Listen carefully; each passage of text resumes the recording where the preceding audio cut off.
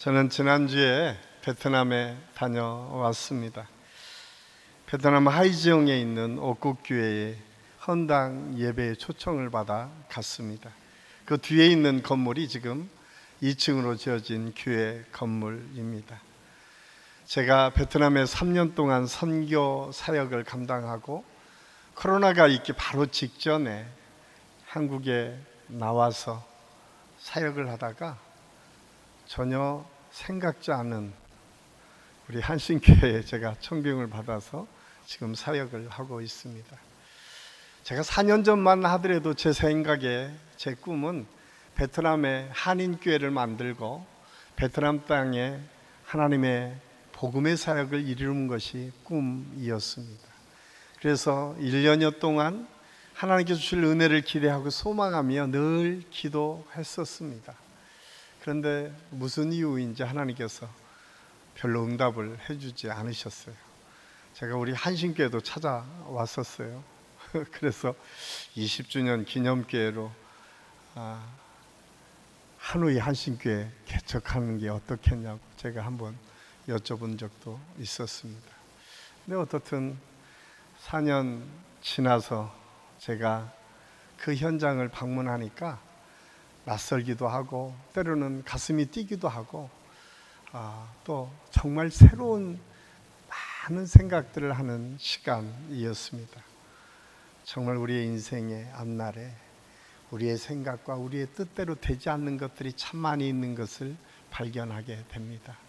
하나님은 전혀 다른 방법을 통해서 하나님의 뜻을 이루어가기도 하고 또 우리가 예상하지 못하는 많은 일들을 통해서 하나님의 계획을 반드시 이루어 가신다는 사실을 우리가 알아야 됩니다. 그래서 중요한 것은 그 뜻을 아는 것이 중요해요. 그 뜻을 순종으로 가는 것이 축복이고 은혜입니다. 저는 오늘 이 예배 드리는 우리 모든 성도들이 먼저 하나님께서 우리 한 분 한 분을 향하신 뜻이 무엇인지 발견하고 그 뜻을 하나하나 이루어가는 축복의 삶이 될 수 있기를 예수님의 이름으로 간절히 축원합니다. 베트남에는 남쪽에서 북쪽까지 길이가 한 2,700km 됩니다. 그 중간에 다낭이라고 하는 도시가 있고 다낭 이북은 공산주의 국가가 참 오랫동안 지배를 하고 있었고 다낭 이남은 자유 미국이 지배를 하고 있었습니다. 그래서 다낭 이남 쪽에는 교회가 참 많이 있습니다. 어디를 가나 지금 사회주의 국가임에도 불구하고 다낭 이남 쪽에 가면 어느 교회처럼 누구나가 다 예배를 드리는 것을 크게 어렵게 생각하지 않습니다. 그런데 다낭 이북 쪽에 있는 하노이를 중심으로 한 그쪽 지역은 한 번도 자유를 경험한 역사가 없었기 때문에 그들의 마음속에 부담감이 있어요. 그런데 제가 방문한 그 지역 하이정이라고 하는 지역이 북쪽 지역이었어요. 그리고 그 지역에 거기 하이지영 옥국교회 전도사님 말에 의하면 아마 하이지영 지역에서는 이 교회 건물로 세워진 처음 교회일 것이다 라고 이야기하는 것을 봐서 그 지역에는 교회가 많지 않은 것을 우리가 알 수가 있습니다. 제가 잠깐 하노이에 살았던 적도 있었는데 그쪽에서는 예수 그리스도의 복음을 증거하는 것이 법적으로 막혀 있었고 혹시 잘못하다가 그것이 발각이 되면 추방당할 수밖에 없는 것이 베트남의 상황인 것을 알 수가 있습니다. 그런데 제가 하이정 옥국교회 예배드리러 가며 참 많은 고민을 했어요. 하나님, 혹시 공안 때문에 들어가지 못하고 오지 않도록 하나님께서 그 길을 열어달라고 기도를 드렸습니다. 그런데 놀라운 것은 하이정 옥국교회 딱 들었을 순간 제 마음이 깜짝 놀랐어요. 멀리서부터 그들 많지는 않지만 그들이 모여서 하나님을 찬양하는 찬양이 들렸습니다. 함께 부른 찬양이 지금 우리로 얘기하면 주님의 높고 위대하심이, 그리고 또 한 찬양이 목마른 사슴, 이 두 가지 찬양을 가지고 찬양 예배를 드리는데 참 가슴이 따뜻해지고 또 우리 한국 교회에서 느끼지 못하는 또 다른 감동이 그곳에 있었습니다. 그러면서 생각했었습니다. 하나님께서는 우리의 생각과 전혀 다르게 그곳에서도 역사하셨고 그곳에서도 하나님의 나라를 확장해 가시는 일들을 예비하고 준비해 가고 계셨음을 알 수가 있었습니다. 그 교회는 말레이시아에서 예수 그리스도를 영접한 전도사님 부부와 한국에서 예수님을 영접하고 쑥대에서 2년 동안 언어 훈련을 받고 또한 온누리교회에서 언어 훈련을 받았던 지금 오른쪽에 있는 저 자매가 그 자매예요. 그 부부 두 사람이 이 하이정이라고 하는 지역에 아무도 모르게 예수 그리스도의 복음을 증거하기 시작했고 그 사람들이 모여서 교회가 생기기 시작했어요. 그래서 가정집에서 모여서 기도하면서 그들이 꿈을 꿨다는 거예요. 하나님, 우리에게도 땅도 주시고 건물을 질 수 있도록 도와주십시오. 그들이 기도하는 가운데에 4년 후에 그들이 열심히 헌금을 모아서 땅을 샀습니다. 땅을 사놓고 나서 그 전사님 이야기에 의하면 그들이 열심히 기도하는 중에 저하고 연결되었고 제가 옥국교하고 연결시켜 주어서 그곳에 2층짜리 교회가 건축되어진 것입니다. 그리고 지난주 화요일에 우리 옥국교회 성도님들과 목사님, 장로님을 모시고 그곳에 가서 예배를 드렸습니다. 그런데 거기 가서 더 놀라운 것 한 가지는 옥국교회에서 교회를 세웠는데 그 옥국교회에서 옥국교회 헌금을 통해서 한 것이 아니라 거기 서기영 장로님 어머니가 최정순 권사님인데 돌아가신 것을 기념하고 그 자녀들이 헌금을 모아서 헌신했다라고 이야기를 들었습니다. 사실은 제가 베트남 선교사로 처음 갔을 때가 제가 안양중앙교회에서 사역을 감당하면서 85주년 기념교회를 베트남에 세웠습니다. 무려 1억을 들여서. 그때 교회는 300평 규모로 아주 잘 지어진 건물로 세웠는데 그때는 150명이었는데 지금은 300명으로 성장을 했고 그 교회에서 지금 두 교회가 분립해서 나갔다는 이야기를 듣고 있습니다. 하나님의 역사는 우리가 생각하는 것보다 더 큰 능력으로 계속 이어지고 있습니다. 세계 복음화 역사는 그냥 우리는 멈춰 있다 할지라도 하나님께서는 끊임없이 일하시고 하나님의 역사를 이어가신다는 사실을 깨닫게 합니다. 저는 우리 한신교회 안에서도 이렇게 주님의 복음을 들고 세계에 나가 주님의 복음을 증거할 뿐만 아니라 교회가 세워지고 또 그곳에 예수 그리스도의 복음이 계속 확장되는 일을 이 선교하고 생명을 구원하는 이 역사를 계속 이어가는 교회가 될 수 있기를 간절히 소원합니다. 제가 거기서 느꼈던 도전받았던 것은 예배드리는 그 감격이 그들에게 있었어요. 찬양을 할 때 얼마나 열정적으로 하나님을 찬양하는지 모릅니다. 사실은 제가 어린 시절 시골교회의 부흥회 때마다 박수치며 하나님의 은혜를 갈구하고 사모했던 우리의 믿음의 선배들 같은 모습이 베트남 교회 초창기에 지금 예수 믿는 사람들을 통해서 나타났습니다. 저는 거기에서 다시 한번 도전받으며 그런 생각을 했습니다. 하나님, 우리 교회의 예배도 이런 거룩한 사모함과 하나님의 임재가 우리 속에 있을 수 있도록 인도하여 주옵소서. 예배 때마다 하나님께 주시는 은혜 때문에 감동을 받고 그 감격에 하나님을 마음껏 찬양하는 하나님의 역사를 경험하는 그 예배의 회복이 있을 때에 우리의 신앙생활이 더 즐겁고 행복할 수 있다라고 하는 사실을 알 수가 있습니다. 실제적으로 선교제의 현장은 영적 전쟁의 연속입니다. 그냥 겉으로 보면 평안한 것처럼 보여지지만 거기에는 영적으로 사단과의 싸움이 끊임없이 이루어지는 것이 선교 현장입니다.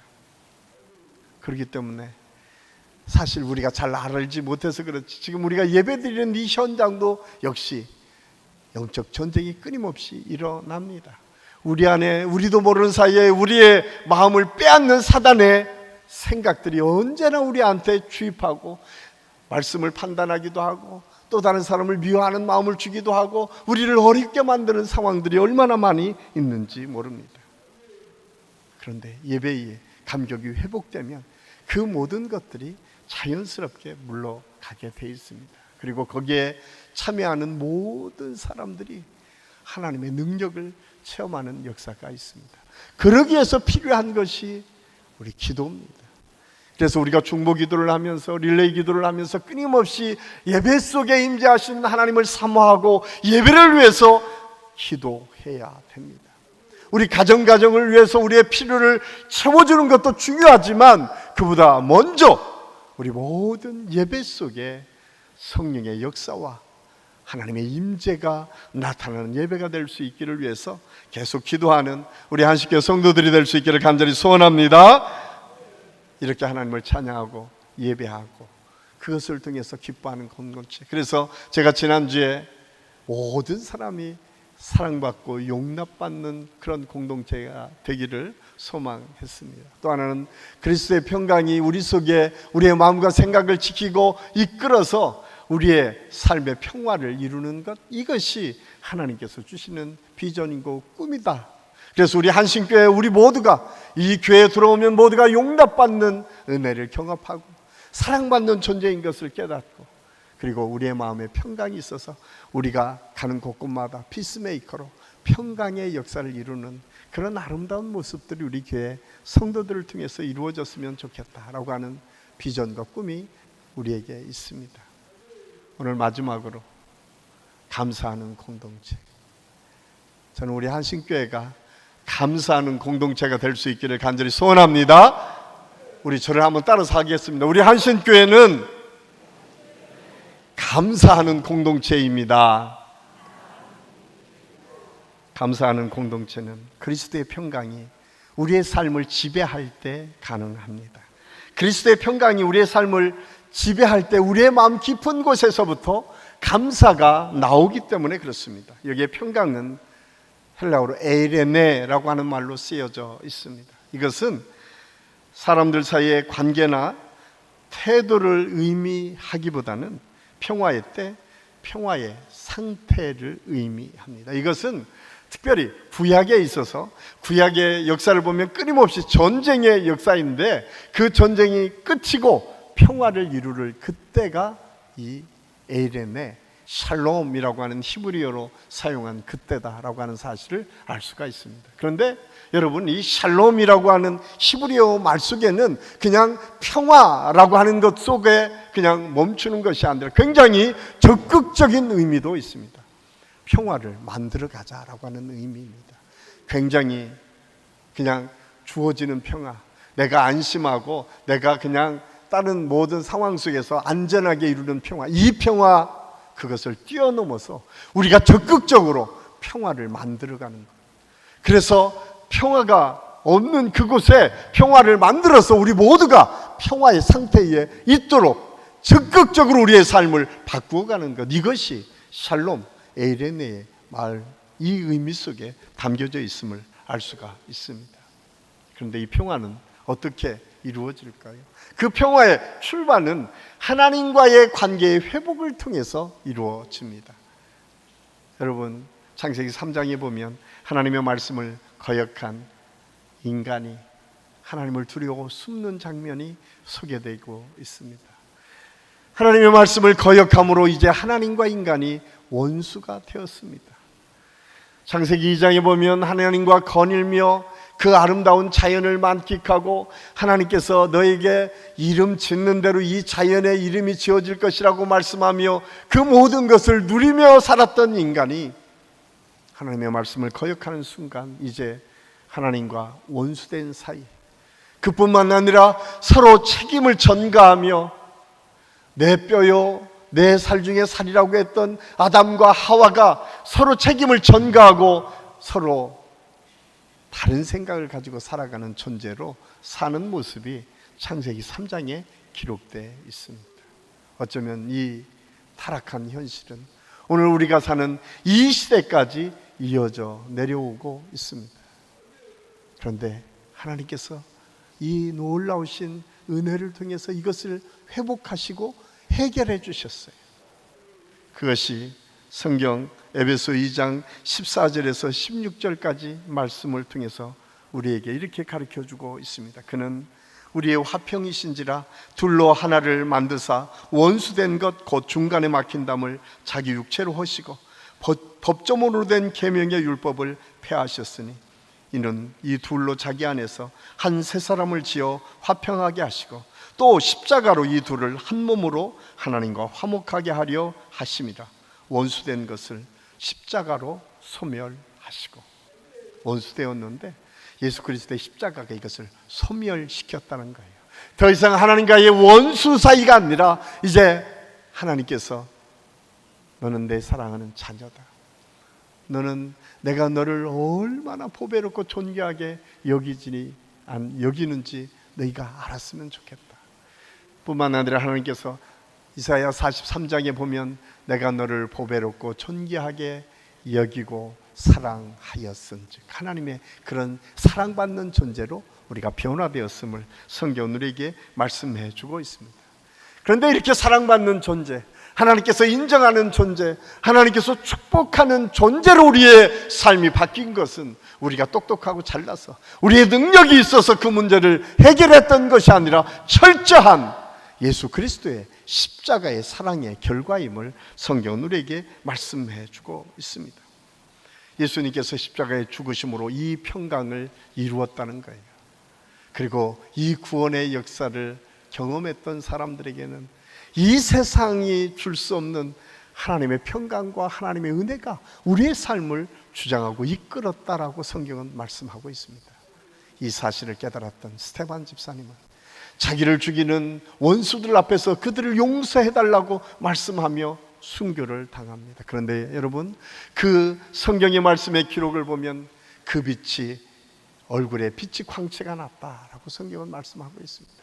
죽어가면서도 주여 저들의 죄를 저들에게 돌리지 말아달라고 기도하며 하나님의 부르심을 받았습니다. 왜?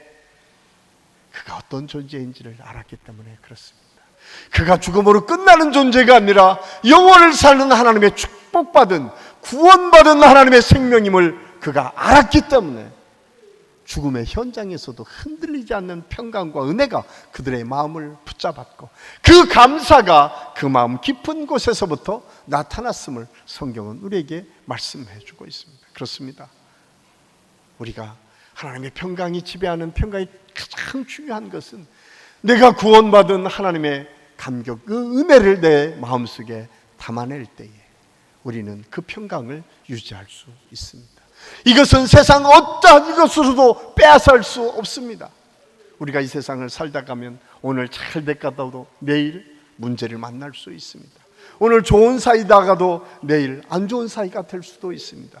내가 전혀 생각하지 못했던 많은 문제들이 우리 앞에 언제든지 나타날 수 있습니다.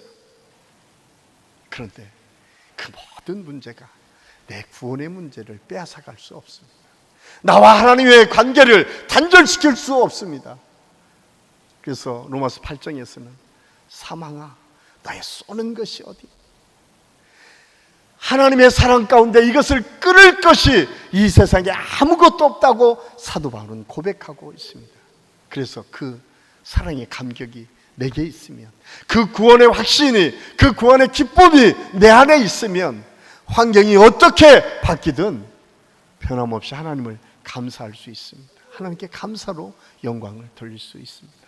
저는 우리 한식교 모든 성도들이 예배 때마다 이 감격이 회복되어지고 그 감격으로 인해서 하나님께 감사할 수 있는 은혜가 있기를 예수님의 이름으로 간절히 축원합니다.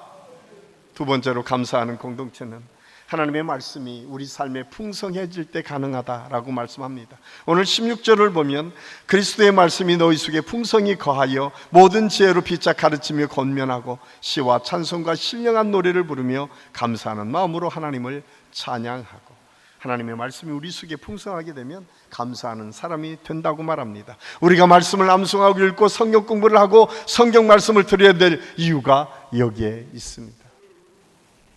말씀이 우리를 따뜻한 사람으로 바꿔줍니다. 말씀이 우리를 감사할 수 있는 사람으로 바꾸어 갑니다. 미국의 복음주의 신학자였던 프란시스 쇠퍼라고 하는 사람이 쓴 책 중에 그러면 우리는 어떻게 살 것인가 라고 하는 책에서 그는 이런 고백을 합니다. 우리는 하나님의 말씀으로 돌아가야 됩니다. 이분은 라브리 공동체를 만들어서 세계 곳곳에 공동체 운동을 시작했던 사람 중에 한 사람입니다. 그가 끊임없이 고백했던 것은 말씀이 우리 안에 유지될 때에 이 세상과 구별된 삶이 나타날 수 있음을 그는 누구보다도 잘 알았습니다. 얄박한 술수나 꾀가 아니라 하나님께서 우리를 향하신 섭리와 뜻이 무엇인지 분명히 발견되고 그것을 붙잡을 때에 우리의 삶이 변화되는 것들을 경험할 수 있었기 때문에 그렇습니다. 그래서 히브리 기자는 히브리서 4장 12절 말씀을 통해서 하나님의 말씀은 살아있고 활력이 있어 좌우의 날선 어떤 검보다도 예리하여 혼과 영과 및 관절과 골수를 찔러 쪼개기까지 하며 또 마음의 생각과 뜻을 판단하나니. 하나님의 말씀은 우리 속에 비춰지기만 하면 우리의 가장 내밀한 곳에 감춰진 것까지 다 드러나서 그것이 무엇인지 밝혀진다는 거예요. 저는 우리 사랑하는 성도들 가운데 하나님의 말씀을 듣는 중에 그 말씀을 통해서 여러분이 감춰진 그 아픔과 고통이 해결되는 역사가 있기를 예수님의 이름으로 간절히 축원합니다. 말씀이 기준이 되어서 이것이 무엇이 옳고 그른지를 판단할 수 있는 은혜가 말씀을 통해서 나타날 수 있다고 오늘 성경은 우리에게 분명히 말씀하고 있어요. 그리고 이 말씀이 내게 비춰질 때 우리에게 감춰졌던 죄성도 드러나게 된다라고 하는 사실입니다. 그러면서 우리가 얼마나 부족한 사람인지를 깨닫게 됩니다. 이 놀라운 사실을 알았던 이사야 선지자는 이사야서 4장 6절 5절을 통해서 오라 나는 망하였도다. 그가 하나님의 말씀을 통해서 자기를 비춰보니까 자기는 망할 수밖에 없는 존재였다는 것을 그는 깨달았어요. 그래서 하나님의 말씀을 감히 전하지 못하고 그가 제단숯불 내 입술에 대어 내 입술을 찢어달라고 고백하고 있어요. 그렇게 변화시켜서 하나님의 말씀을 선포하는 사람으로 내가 바꾸기를 위해서 소원하고 있는 것이 이사야 선지자의 고백입니다. 여러분, 의인의 삶을 사는 것처럼 열심히 살았던 그가 하나님의 말씀을 깨닫고 보니까 자기 스스로가 얼마나 미워졌는지 내가 나를 미워하였다라고 성경에 기록하고 있습니다. 우리가 잘 아는 것처럼 예수님 앞에 섰던 세례들, 그가 얼마나 자기를 예수님 앞에 비춰보니까 죄인이었는지 주여 나를 떠나소서 나는 죄인이로소이다. 그들의 고백은 하나님의 말씀 앞에 섰을 때 자기가 철저하게 죄인인 것을 깨달아지기 시작했습니다. 사도 바울이 하나님 예수님을 만나기 전에는 자기 뜻대로 자기 생각대로 다른 사람을 판단하고 재단하고 비판하고 그 사람에게 문제를 제기고 가두고 그 사람을 죽이기까지 했던 삶의 현장에 그 모든 것을 이끌어갔던 주도했던 사람이 사도 바울이었는데 다메섹에서 예수님을 만나고 자기의 삶을 들여다보니까 주님, 제가 죄인 중에 괴수였습니다. 그러면서 그는 끊임없이 주님 앞에 가장 낮아지는 모습으로 믿음의 삶을 살았음을 성경 우리에게 말씀해 주고 있습니다. 그렇습니다. 말씀 앞에 우리를 세울 수 있을 때, 말씀이 내 안에 역사하기 시작하면 그때부터 내 존재가 어떤 존재인지 분명히 깨달아지기 시작한다고 하는 사실은 알 수가 있습니다. 세계적인 부흥사 무디 선생은 이렇게 간증합니다. 내가 하나님께 믿음을 달라고 기도한 시간만 합쳐도 몇 달은 좋게 될 것입니다. 내 생각으로 믿음이란 번갯불과 같이 어느 날 나를 확 달아오게 할 어떤 것인 줄 알았습니다. 그러나 수없이 기도를 해도 믿음이 오지 않았습니다. 그러던 어느 날 나는 로마서 10장에서 그런즉 믿음은 들음에서 나며 들음은 하나님의 말씀으로 말미암았느니라 라고 하는 말씀을 읽게 되고 성경을 부둥켜 안고 하나님께 믿음을 구했습니다. 그리고 성경을 다시 펴서 하나님의 말씀을 읽기 시작하니까 내 믿음이 성장하기 시작했습니다. 그렇습니다. 믿음은 기도만 가지고 되는 것이 아닙니다. 하나님의 말씀을 통해서 내 믿음이 하나하나 성장될 수 있다고 하는 사실을 오늘 성경은 우리에게 말씀해 주고 있습니다. 그렇습니다. 우리 안에 하나님의 말씀이 풍성할 때에 사물을 보고 판단할 기준이 분명히 세워집니다. 하나님의 말씀이 내 안에 풍성해질 때 어떠한 문제가 내게 닥쳐도 그것을 능히 이겨나갈 힘이 생기게 됩니다. 하나님의 말씀이 내 안에 풍성해질 때 또 다른 사람을 넉넉하게 받아들이고 용납할 수 있는 여유 있는 믿음의 삶을 살 수 있습니다. 초대교회가 얼마나 열정적으로 주님의 복음을 증거했겠습니까?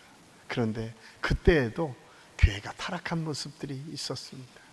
기독교 역사를 보면 그때의 사막의 교부들이 사막에 가서 하나님의 말씀을 붙잡고 그 말씀을 기록하면서 하나님의 말씀의 회복을 위해서 기도했습니다. 그 기도의 덕택으로 그 말씀 운동을 통해서 초대교회가 건강성을 회복할 수 있었다고 기독교 역사는 증거하고 있습니다. 여러분, 우리가 중세기 하면 어떻습니까? 중세기는 기독교가 가장 왕성하게 일어날 때였습니다. 유럽의 모든 나라가 예수를 믿고 기독교 국가로 1000년을 살았습니다. 그런데 기독교 역사가들은 그때를 가장 기독교 역사의 암흑기라고 규정하고 있습니다. 그 이유가 무엇입니까? 가장 많은 사람들이 예수님을 믿었고 가장 많은 일들이 진행이 됐지만 그곳에 하나님의 말씀이 떠나 있었다라고 그들은 이야기합니다. 그리고 일군의 몇몇 사람들이 말씀 운동을 시작합니다. 오직 말씀, 오직 믿음, 오직 예수 그리스도의 이름, 이것을 가지고 교회의 새로운 비전 운동을 시작한 것이 종교개혁가들의 운동이었습니다. 이 종교개혁가들의 헌신과 말씀을 통한 운동의 열정이 오늘날 개신교회까지 이어지고 내려오고 있음을 우리가 알 수가 있습니다. 오늘날도 마찬가지입니다. 한국교회가 부흥하고 이제 더 이상 부흥이 멈췄다고 하는데 이 모든 것을 이끌어가고 바꾸어 갈 수 있는 힘과 능력, 그 원천은 하나님의 말씀의 회복입니다. 저는 우리 한식교 모든 성도들이 시간을 구별해서 말씀을 읽는 역사가 있기를 간절히 소원합니다. 말씀을 언제나 묵상하십시오. 암송하십시오. 그리고 말씀이 여러분을 이끌어 가시는 대로 순종함으로 나아가십시오. 그러면 거기에서부터 예배를 통해서 감격 그리고 감사가 저절로 나오게 된다고 오늘 성경은 우리에게 말씀해 주고 있습니다. 저는 우리 한신교회 안에 이 말씀의 회복이 있을 수 있기를 예수님의 이름으로 간절히 축원합니다. 마지막으로 감사하는 공동체는 모든 일을 예수 그리스도의 이름으로 할 때 가능합니다. 여러분, 우리가 일상생활 속에 예수님의 이름을 높이고 싶지만 그러지 못할 때가 참 많이 있는 것을 발견하게 돼요. 그래서 그렇게 되기 위해서는 먼저 오늘 골로새 교회를 향해서 사도 바울은 이렇게 말씀하고 있어요. 긍휼과 자비와 겸손과 온유와 오래 참음으로 너희가 옷 입어라. 그리스도로 옷 입기 시작하면 너희의 삶이 바뀐다라고 말씀하고 있어요. 그러면 그리스도로 옷 입는다라고 하는 게 무엇일까요? 그것은 주님의 이름으로 모든 것을 하는 것이다 라고 말씀하고 있습니다. 오늘 17절 말씀에 보면 그를 힘입어 감사하라고 말씀하고 있습니다. 감사는 저절로 되는 것이 아니라는 거예요. 주님이 우리에게 능력 주시고 주님이 함께 하시고 주님이 도와주셔야만 우리가 감사할 수 있다라고 말씀합니다. 그런데 이 감사는 어떤 감사해야 되는가? 우리가 예수님을 통해서 예수님이 드린 감사는 어떤 감사냐면 절대 감사였습니다. 예수님이 태어날 때에 동정녀 마리아의 몸을 빌어서 이 땅에 오셨습니다. 수많은 사람이 비난했습니다. 수많은 사람이 조롱했습니다. 그러나 그 속에서도 요셉과 마리아는 하나님께 찬양과 감사의 영광을 돌립니다. 그리고 그 몸을 빌어 이 땅에 오신 예수님은 평생 이미 2살밖에 아이들을 다 죽이는 그 사건 속에서도 언제나 그 입술에서 감사가 떠나지 않았다고 성경은 기록하고 있습니다. 상황이 변할 때마다 감사하는 것이 아니라 절대적인 감사, 어떤 상황에서도 변하지 않는 감사가 그에게 있었다라고 성경은 우리에게 말씀해 주고 있습니다. 그래서 하박국 선지자는 하박국 3장 17절 18절을 통해서 이렇게 우리에게 권면하고 있습니다. 우리 함께 읽겠습니다. 비록 무화과 나무가 무성하지 못하며 포도나무에 열매가 없으며 감람나무에 소출이 없으며 밭에 먹을 것이 없으며 우리의 양이 없으며 외양간에 소가 없을지라도 나는 여호와로 말미암아 즐거워하며 나의 구원의 하나님으로 말미암아 기뻐하리라. 아멘. 여러분, 하박국 선지자의 이 고백이 여러분의 고백이 될 수 있겠습니까? 무화과나무가 무성치 못하고 포도나무가 열매가 없고 감람나무에 소출이 없고 밭에 먹을 것이 없어도 내가 감사할 수 있을까요? 외양간에 송아지가 없어도 정말 우리는 감사할 수 있을까요? 우리 주님 한 분만으로 우리는 만족할 수 있을까요? 그분 때문에 내가 기뻐할 수 있을까요? 여러분이 가지고 있는 것들을 다 빼앗아 가는데도 여러분 정말 기뻐할 수 있겠습니까? 그래서 우리가 주님의 도움이 필요합니다. 주님께서 함께 하시면, 주님께서 우리를 도우시고 인도하시면 거기에 감사가 나타날 수 있다라고 말씀합니다. 그 사실을 깨달았던 손양원 목사님은 전쟁통에 두 아들을 잃었던 그 현실에 그 장례식 앞에서 10가지 감사의 조건을 붙여서 하나님께 감사했습니다. 그리고 그를 죽였던 그 사람을 양자로 삼고 그 이름을 바꿔서 하나님께 헌신하는 믿음의 사람으로 성장시켰습니다. 그게 어디 인간의 힘으로 할 수 있겠습니까? 사람의 힘으로 그게 가능하겠습니까? 하나님께서 은혜를 주시지 않으면 안 됩니다. 하나님의 일들을 감당하는 것도 마찬가지입니다. 우리가 교회에서 하나님의 사역들을 감당할 때에 우리가 먼저 우리 마음속에 생각해야 될 것이 무엇인가? 주님, 내가 이것을 감당할 수 있는 힘과 능력을 주시옵소서. 오늘날 우리가 너무 잘할 수 있는 것처럼 보여지는 것들, 잘하는 것처럼 보여지더라도 그것이 하나님께 영광에 돌리지 못하고 인간의 마음 때문에 갈등할 때가 참 많이 있어요. 한국교회가 왜 이렇게 문제를 많이 경험하게 됩니까? 내가 살아서 그래. 내 뜻이, 내 생각이, 내가 하고 싶은 대로 뭔가 하려고 하다 보니까 그때부터 문제가 생기기 시작합니다. 그 모든 것을 오늘 성경은 예수님의 이름으로 해라, 주님의 능력과 힘을 빌어서 해라, 그분이 주시는 은혜대로 할 것을 우리에게 말씀해 주고 있습니다.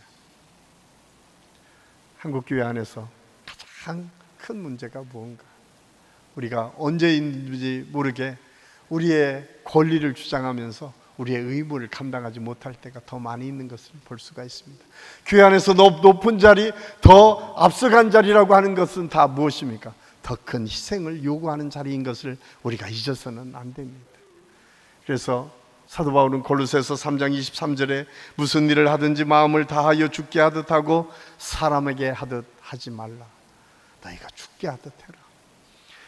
하나님의 일들을 감당할 때 우리에게 필요한 것은 주님께 하는 것처럼 너희가 그 일을 하면 하나님께서 그것을 통해서 감사로 이어지도록 도우시겠다고 성경은 우리에게 말씀해 주고 있습니다. 오늘 믿음의 사도 바울이 오늘 17절을 고백한 이 내용은 그냥 나타난 것이 아니었습니다. 골로새 기록을 보면 이 골로새서는 사도 바울이 감옥에 갇혀 있을 때에 기록한 책이라 소개되고 있습니다. 여러분, 평생을 예수 그리스도만을 증거했던 사람, 그런데 그가 예수님을 증거하던 오명을 쓰고 감옥에 갇혀서 생각한 것이 무엇입니까? 그래도 감사해라. 환경 때문에 감사하는 것이 아니라 절대적인 감사를 드려라 말씀하고 있어요. 그런데 여러분, 우리가 가끔 그런 생각을 하잖아요. 사도 바울이 얼마나 많은 사람이 그를 존경하고 사랑했기 때문에 감사했다. 아닙니다. 오늘 사도 바울이 이 감옥에 갇혔을 때에 여러분, 믿지 않는 사람만 사도 바울을 공격한 것이 아닙니다. 믿는 사람들 가운데도 그 사도됨에 대해서 문제를 제기하는 사람들이 있었고, 그가 하나님의 말씀을 선포하는 것에 대해서 얼마나 비판하고 비난했던 사람들이 많이 있었는지 모릅니다. 그 사실을 알면서도 사도 바울은 빌립보서 1장 18절에서 이렇게 고백하고 있습니다. 전파되는 것은 그리스도이니 내가 기뻐하고 또한 기뻐하리라. 하나님, 나를 비난받아도 괜찮습니다. 나를 힘들게 해도 괜찮습니다. 내가 저렇게 키웠던, 저렇게 양육했던 믿음의 사람들이 나를 배반해도 괜찮습니다. 그런데 그 안에서 그리스도의 영광이 나타나면, 그 안에서 예수 그리스도의 이름이 높여지면, 그 안에서 생명의 구원의 역사가 계속 확장되면 저는 기뻐하고 기뻐할 것입니다. 이것이 사도 바울의 고백이었습니다. 그게 어찌 사람의 힘으로 가능했겠습니까? 그래서 사도 바울은 그 모든 것을 예수 그리스도의 이름으로 하되 그를 힘입어서 그 일들을 감당하라고 우리에게 말씀해 주고 있습니다. 사랑하는 한신교회 성도 여러분, 여러분은 감사하는 사람입니까? 아니면 불평하는 사람입니까?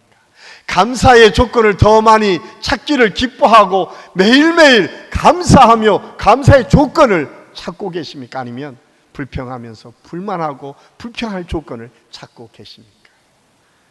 여러분, 감사하는 사람은 더 큰 감사로 하나님께 영광을 돌릴 것이고, 불평하는 사람은 날마다 불평할 것들이 더 많아질 수밖에 없다고 하는 사실을 우리가 이 세상에서 경험하게 됩니다. 유명한 독일의 시성 괴테는 이 세상에서 가장 쓸모없는 인간은 감사할 줄 모르는 사람이다 라고 이야기를 했습니다. 그가 왜 그렇게 고백을 했을까요? 그것은 감사야말로 우리가 이 땅을 더 풍성하게 살아가는 원천이었고 힘이고 능력이었기 때문에 그렇습니다. 저는 우리 한식교 모든 성도들이 불평과 불만을 찾기보다는 감사를 찾고 감사로 하나님께 영광을 돌리는 믿음의 삶을 살 수 있기를 예수님의 이름으로 간절히 축원합니다. 혹시 우리 마음에 그런 마음이 없다면 주님, 내게 감사할 수 있는 은혜를 주시옵소서. 내 눈을 열어서 감사의 조건을 찾고 감사로 입술로 하나님께 영광을 돌릴 수 있는 믿음을 내게도 주옵소서. 이 고백이 저와 여러분의 고백이 되어서 우리 한식교회 성도들이 가는 곳곳마다 이 감사를 통해서 하나님께 영광 돌리고 이 감사를 통해서 우리 한신교회 공동체가 새롭게 변화되는 하나님의 역사가 있을 수 있기를 예수님의 이름으로 간절히 축원합니다. 기도하겠습니다. 아버지 하나님, 은혜를 감사합니다. 오늘 하나님의 말씀을 통해서 감사하는 공동체가 어떤 공동체인지, 구원의 확증과 확신을 통해서 변하지 않는 감사, 언제나 하나님의 뜻을 묻고 하나님의 말씀의 기준 삼아 그 말씀을 따라 순종함으로 감사가 끊어지지 않는 삶, 내 힘과 내 능력, 내 뜻대로 하는 것이 아니라 하나님께서 주시는 은혜와 그 힘으로 감당할 때 더 감사가 넘친다고 하는 사실을 깨달아 싸우니 성령님 역사하시고 함께하여 주셔서 오늘 이 시간 주시는 풍성한 은혜가 우리 모든 성도들 가운데 있게 하여 주시옵소서.